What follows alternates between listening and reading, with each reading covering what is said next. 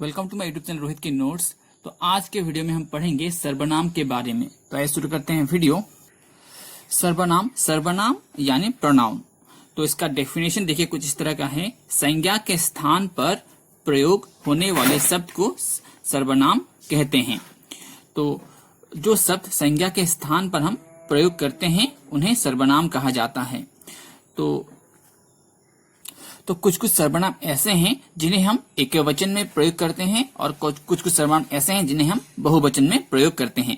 तो एकवचन में प्रयोग होने वाले सर्वनाम देखिए, वह, या, उसने, मैं, मेरा, मैंने, मुझे, इसका, उसका, तू, तुझे, तेरा। और बहुवचन में प्रयोग होने वाले सर्वनाम हैं वे, ये, उन्होंने, उसने, हम, हमारा, हमसे, हमें, इनका, उनका, उसने, आप, आपका, आपको। तो ये जो है बहुवचन में प्रयोग होते हैं और ये जो है एकवचन में प्रयोग होते हैं। दोनों ही सर्वनाम हैं। तो सर्वनाम के कितने भेद होते हैं? सर्वनाम के 6 भेद होते हैं। तो सर्वनाम के 6 भेद होते हैं, याद रख लीजिए। कभी कभी हमें पूछ देते हैं कि सर्वनाम के कितने भेद होते हैं। तो सर्वनाम के 6 भेद होते हैं। उनमें से सबसे पहला क्या है? पुरुषवाचक सर्वनाम। पुरुषवाचक सर्वनाम को पर्सनल प्रोनाउन बोलते हैं। तो इसका डेफिनेशन देखिए, वे सर्वनाम शब्द जो सुनने वाले, बोलने वाले या किसी अन्य व्यक्ति के लिए प्रयोग होते हैं उन्हें पुरुषवाचक सर्वनाम कहते हैं। तो आप देखिए, अब डेफिनेशन पढ़ेंगे तो थोड़ा कुछ कंफ्यूजन लगेगा आपको। आप जब इसका एग्जाम्पल देखेंगे तो आसानी से समझ जाएंगे। तो आइए देखते हैं क्या इसका एग्जाम्पल। देखिए, पुरुषवाचक सर्वनाम फिर 3 प्रकार के होते हैं। तो पहला होता है पुरुषवाचक सर्वनाम को, जिस तरह से हम सर्वनाम को 6 पार्ट्स में भाग कर सकते हैं, तो 6 टाइप के होते हैं सर्वनाम। इसी तरह से पुरुषवाचक सर्वनाम क्या है? पुरुषवाचक सर्वनाम को भी हम 3 भाग में भाग कर सकते हैं। तो देखिए, पहला क्या है? उत्तम पुरुष। तो उत्तम पुरुष को क्या बोलते हैं? First person. तो उत्तम पुरुष के अंदर पे क्या आएगा? मैं, हम, मेरा, मुझे, हमें। तो मध्यम पुरुष के अंदर पे क्या आएगा? मध्यम पुरुष को सेकंड पर्सन बोलते हैं। मध्यम पुरुष के अंदर पे क्या आएगा? तुम, तू, आप, तुमने। और अन्य पुरुष के अंदर पे क्या आएगा? Third person. अन्य पुरुष को थर्ड पर्सन बोलते हैं। उसके अंदर पे क्या आएगा? उसने, उन्हें, उसे, उन्हें, वह, वे, उसने। तो ये थोड़ा सा वीडियो में कवर नहीं होता, मैंने फिर से दिखा दिया है। अन्य पुरुष के अंदर क्या आएगा? Third person.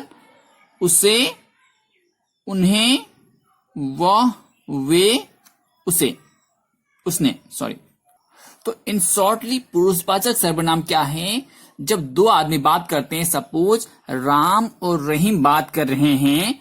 राम और रहीम जब बात करेंगे तो एक दूसरे के लिए जो वर्ड यूज करेंगे वो भी पुरुषवाचक सर्वनाम के अंडर पे आएगा। और अगर राम और रहीम अगर मदन के बारे में बात कर रहे हैं तो तब जो वर्ड यूज करेंगे सारा वर्ड पुरुषवाचक सर्वनाम के अंडर पे आ जाएगा। मतलब कि इन शॉर्ट क्या है? मैं, हम, मेरा, मुझे, हमें, तुम, तू, आप, तुमने, उसे, उन्हें, वह, वे, उसने। ये सारे क्या है? पुरुषवाचक सर्वनाम के एग्जाम्पल हैं।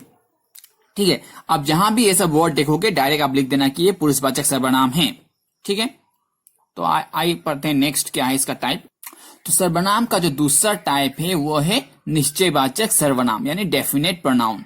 तो इसका डेफिनेशन क्या देखिए, किसी निश्चित व्यक्ति या वस्तु के बारे में प्रयोग किए जाने वाले शब्द को निश्चयवाचक सर्वनाम कहते हैं।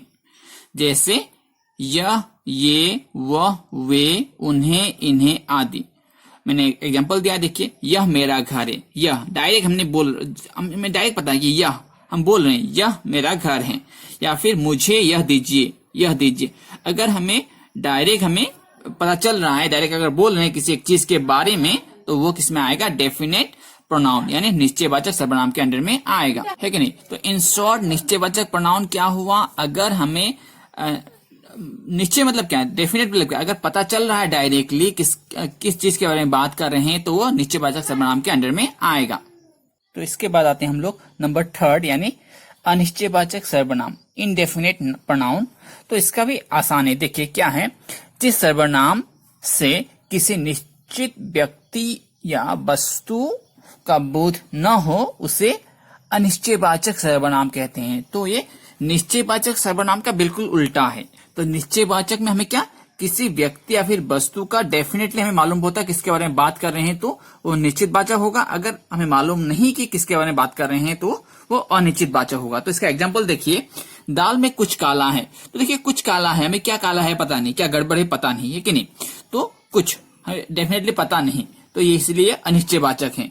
तो पेड़ के पीछे कोई खड़ा है, तो देखिए कोई खड़ा है, अगर हम लोग यहाँ पे डायरेक्ट हमें पता चलता कि पेड़ के पीछे वह खड़ा है कि नहीं, तो या फिर राम खड़ा है, हम डायरेक्ट पता चलता तो शायद निश्चितवाचक हो जाता। लेकिन हमें पेड़ के पीछे कोई खड़ा है, कोई यानी पता नहीं, तो इसीलिए ये अनिश्चयवाचक होगा। अगर हमें पता है तो निश्चयवाचक, पता नहीं तो अनिश्चयवाचक। ठीक है, तो आपको मेरा वीडियो पसंद आया तो एक लाइक जरूर करिएगा। अगर आपने मेरे चैनल को सब्सक्राइब नहीं किया तो सब्सक्राइब जरूर करिए।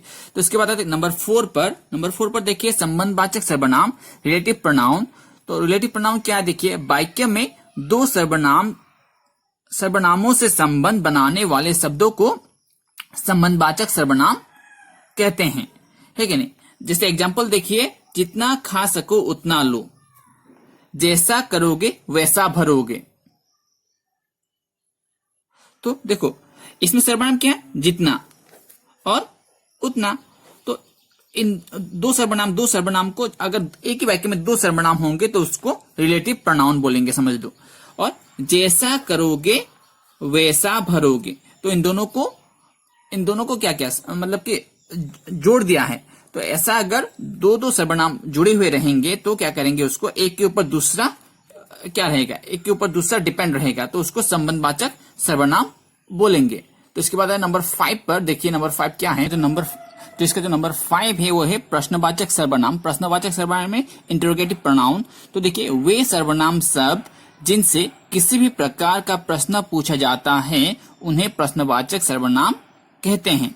तो कहा जाता है, देखिए तुम क्या लिख रहे हो, तो इस पे क्या है, इस पे प्रश्न पूछा जा रहा है कि नहीं। तो हम इसमें प्रश्न कौन से वर्ड से प्रश्न पूछ रहे हैं, क्या से पूछ रहे हैं, तो इसीलिए ये प्रश्नवाचक सर्वनाम के अंडर पे आएगा। या फिर हम लिख सकते हैं कि दरवाजा कौन खटखटा रहा है, तो इसमें प्रश्न किसे पूछ रहे हैं, कौन से, मतलब जो भी WH क्वेश्चन है, WH क्वेश्चन क्वेश्चनिंग वर्ड है, अगर क्वेश्चनिंग वर्ड रहेगा सेंटेंस पे तो आप डायरेक्ट क्वेश्चनिंग वर्ड को सर्कल कर दीजिए और उसको प्रश्नवाचक सर्वनाम के अंडर पे ले आइए। तो लास्ट हमारा है, देखिए क्या है लास्ट, नंबर 6 वाला। तो इसका जो नंबर 6 है, नंबर 6 नंबर वाला टाइप है, देखिए निजानवाचक सर्वनाम, रिफ्लेक्सिव प्रोनाउन। जिन सर्वनाम शब्दों का प्रयोग अपने आप यानी स्वयं के लिए किया जाता है तो उसे निजानवाचक सर्वनाम कहते हैं। अगर आप अपने लिए यूज कर रहे हैं तो वो निजानवाचक होगा। तो देखिए मैं अपना गृह कार्य स्वयं कर लूंगा, तो यहाँ पे क्या है, अपने बारे में बोल रहे हैं कि मैं अपना काम खुद कर लूंगा, तो ये निजानवाचक सर्वनाम के अंडर पे आएगा। तो इसके बाद आइए देखते हैं क्या है एक्सरसाइज के क्वेश्चंस। आइए देखते हैं क्या है इसके एक्सरसाइज में। देखिए एक्सरसाइज का पहला क्वेश्चन क्या है, सर्वनाम किसे कहते हैं, ये हमने लिख लिया।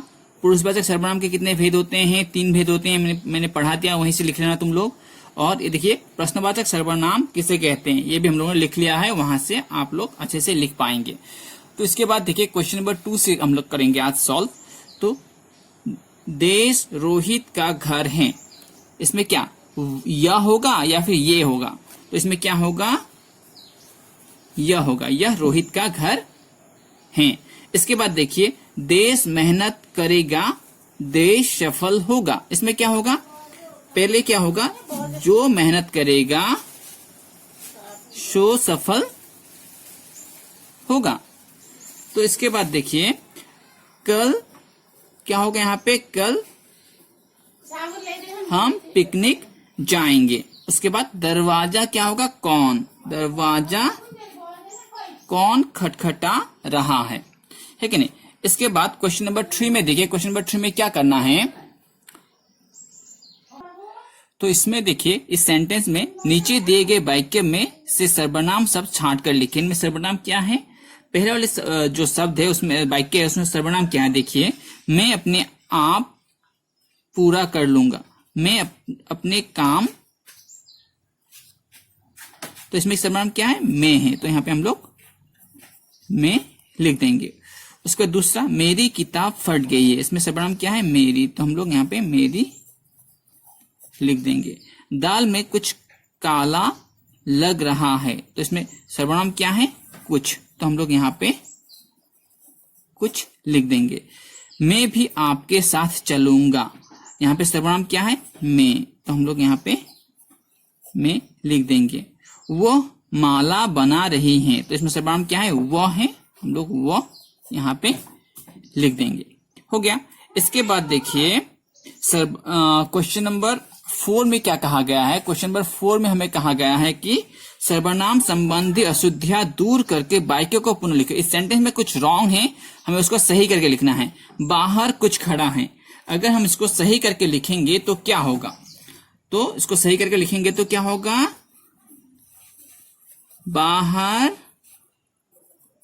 कोई खड़ा है। इसी तरह से दाल में कोई पड़ा है, तो इसको सेंटेंस को सही करके करेंगे तो क्या होगा, ये रॉन्ग था, इसमें ये वाला रॉन्ग है। तो दाल में यहां पे क्या आएगा, कुछ पड़ा है कि नहीं। आप किनको ढूंढ रहे हैं, तो इसको अगर शुद्ध करके लिखेंगे, सही करके लिखेंगे तो क्या होगा, आप, ये वाला रॉन्ग है, आप किसे ढूंढ रहे हैं। इसके बाद क्वेश्चन नंबर 5 जो लास्ट क्वेश्चन है, देखिए क्या है इसका। इसमें हमें सही जो आंसर है उस पर टिक लगाना है। मैं खाना खा रहा हूं, इसमें कौन सा सर्वनाम है, इसमें क्या सर्वनाम होगा, मैं कौन से सर्वनाम के अंदर पे आता था, मैं क्या होगा, पुरुषवाचक सर्वनाम। उसका घर सुंदर है, इस वाक्य में कौन सा सर्वनाम है, तो इस वाक्य में क्या होगा, सर्वनाम पुरुषवाचक सर्वनाम होगा। ठीक है। उसके बाद देखिए लास्ट क्वेश्चन, शोर कौन मचा रहा है, इसमें क्वेश्चन मार्क है, क्वेश्चन मार्क है तो क्या होगा, प्रश्नवाचक सर्वनाम। तो आपको मेरा वीडियो पसंद आया तो एक लाइक जरूर करिएगा, और अब तक अगर आपने मेरे चैनल को सब्सक्राइब नहीं किया है तो मेरे चैनल को सब्सक्राइब करिए। धन्यवाद।